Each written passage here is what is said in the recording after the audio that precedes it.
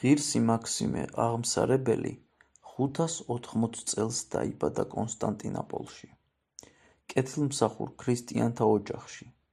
სიყმაწვილეში მან მრავალმხრივი განათლება მიიღო.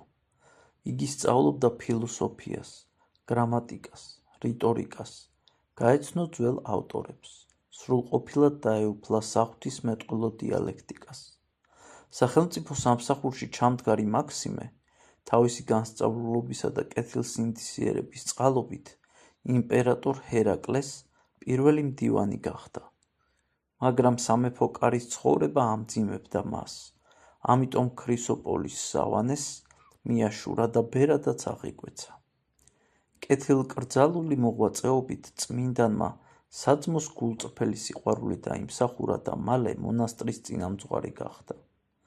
თუმცა ამ ხარისხშიც იგი თავისივე სიტყვებით უბრალო ბერად რჩებოდა საოცარი თავმდაბლობის გამო. 633 წელს ერთი ღვთისმეტყველის, შემდეგში იერუსალიმელი პატრიარქის სოფრონის თხოვნით მაქსიმემ დატოვა სავანე და ალექსანდრიაში გაემგზავრა. ამ ხანებში წმინდა სოფრონმა სახელი გაითქვა მონოთელიტთა ერესის წინააღმდეგ შეურიგებელი ბრძოლით.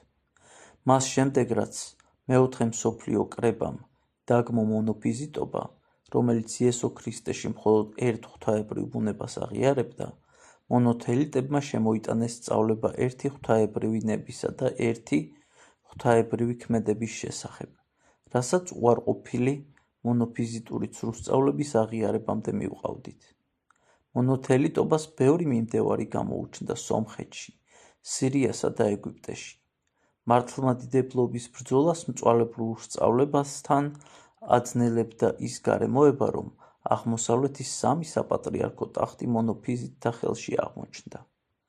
კონსტანტინოპოლის ეკლესიას სერგი განაგებდა, ანტიოქიისას ათანასე, ალექსანდრიისას კი კვიროსი. კონსტანტინოპოლიდან ალექსანდრიაში მიმავალ ღირს მაქსიმეს გზად კრეტაზე უნდა გაევლო. სწორედ აქ დაიწყო მისი მქადაგებლური მოღვაწეობა ალექსანდრიაში და მის მახლობლად ღირსმა მამამ 6 წელიწადი დაჰყო. მაქსიმე აღმსარებელი მხურვალედ იცავდა მართლმადიდებლობას და მის ქადაგებებს დიდი წარმატება ჰქონდა სხვადასხვა წოდებისა და ფენის ადამიანებს შორის.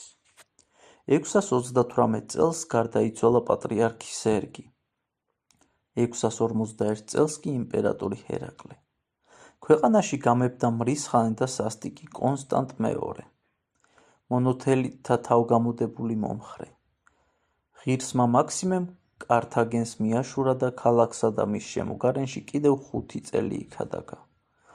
როცა აქ სამეფო კარის ინტრიგების გამო კონსტანტინოპოლიდან გადმოხვეწილი პიროსი პატრიარქ სერგის მემკვიდრე ჩავიდა, მასა და მაქსიმეს შორის გაიმართა საჯარო პაექრობა, რომელზეც ერეტიკოსმა აღიარა თავისი ცოდვა და სურვილი გამოთქვა პაპი თეოდორესთვის გადაეცა თავისი შეხედულებების წერილობითი უარყოფა.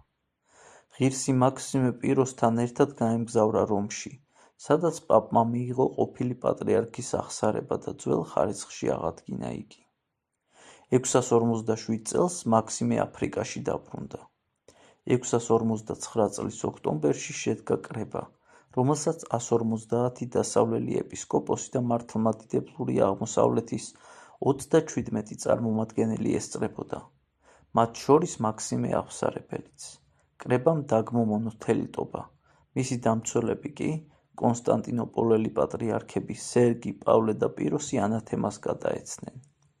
როცა კონსტანტ მეორე კრების დადგენილებას გაეცნო, ბრძანა შეეპყროთ პაპი მარტინე და ღირსი მაქსიმე.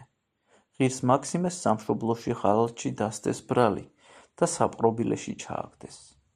656 წელს ის თრაკიაში გადაასახლეს. შემდეგ კი ისევ კონსტანტინოპოლში გადმოიყვანეს. ღირსი მამას საშინლად აწამეს თავის ორ მოწაფესთან ერთად. სამივეს ენა ამოაჭრეს, მარჯვენა ხელი მოჰკვეთეს და დასავლეთ საქართველოში გადაასახლეს. აქ სასწაული აღესრულა. მოწამეებს ლაპარაკისა და წერის უნარი დაუბრუნდათ. წმინდა მაქსიმემ წინასწარმეტყველა თავისი აღსასრული და მშვიდობით მიიცვალა 662 წლის 13 აგვისტოს. მის საფლავზე ხამხამობით 3 ლამპარი ინთებოდა, და მრავალი კურნება აღესრულებოდა. წმინდა მაქსიმე აღსარებელი დასაფლავებულია საქართველოში, ქალაქ ცაგერში.